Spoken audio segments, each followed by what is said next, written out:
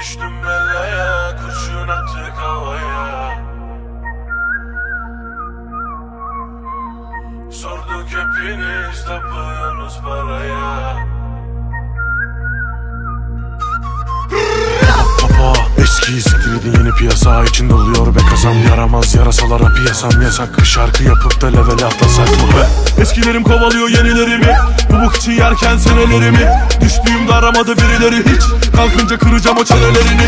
Kızdırdılar bizim gibilerini, hakkını verelim. Hayat önüme sundu kahveleri, inan hepsini eledim. İşler melodi, ses ver Bremen. Hip hop'ta yok pes, yok sana kredi. Kalemim ters siker, esver direnip. Kitapta yok baba verdiği pratik. Her insan ister caddede tur atayım. 2 kız 2 moka 70'i bırakayım. Olmadı zar atayım, dönsün trafiğim. Yol verdiğimde hepsi mi asabi? Çok mu lan hasedin, kaç kere kasedin? Çıktı da demedim, var tabi sebebi. Abisiz her kardeşin abisiyim. Zeyt Buru bak rapin tek varisi.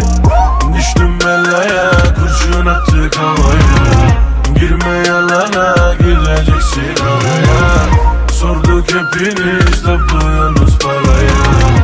Gördük aleni, tuz basıyoruz yaraya. Aramda düzelmesin, kalan da yok yazarlar tabi. Hep palavra kanarlar oğlum, bok sanarlar. Hatta bire verip yok satarlar. Gönlüm dile bile az yapar da bak sana gelip bile pas yapar mı? Boktan bayardı çoktan karardım. Çıkaramı saranda korsan barandı. Koysam tadarda çoktan satardım. Hatırla son gece korsen daraldı. Nefret kazandım bastım paramla. Milyon olmaz mı çeksin kanallar. Araban yoksa kutu açalım, haline acıyıp mesaj atalım.